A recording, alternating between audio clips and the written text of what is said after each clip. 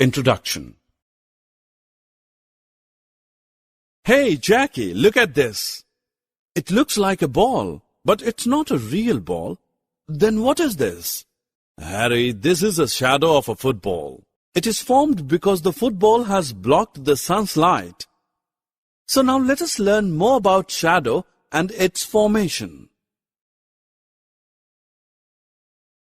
Objectives.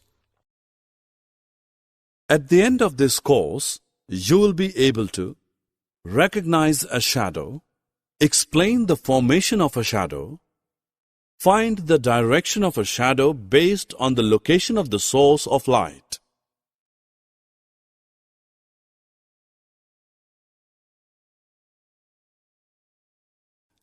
Hi friends, at first let's discuss what a shadow is. Actually, a shadow is an area of darkness which is formed when the light is blocked by an object. You'll be surprised to know that the direction of the shadow changes with the changes in the direction of the source of the light. For example, shadow of these trees changes as the sun moves from east to west during the day. During all day, sometimes it becomes long and sometimes short. Let's see how this happens. As we all know that the sun rises in the east. In the morning, the sun is in the east, so the shadow of the object forms in the west. Now just look at its length. The length of the shadow changes as the sun moves towards west. Now it's noon and the sun is overhead.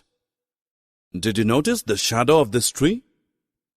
The shadow of the tree now becomes small.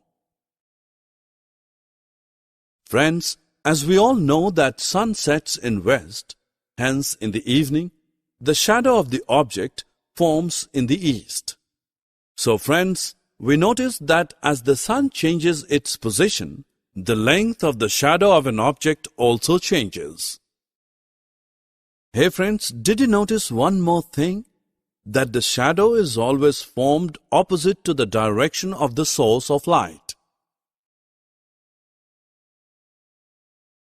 Summary. Now friends, let's summarize what we have learned. A shadow is an area of darkness. It is formed when the light is blocked by an object. It changes its direction and length with time during the day. It is always formed opposite to the direction of the source of the light. Goodbye.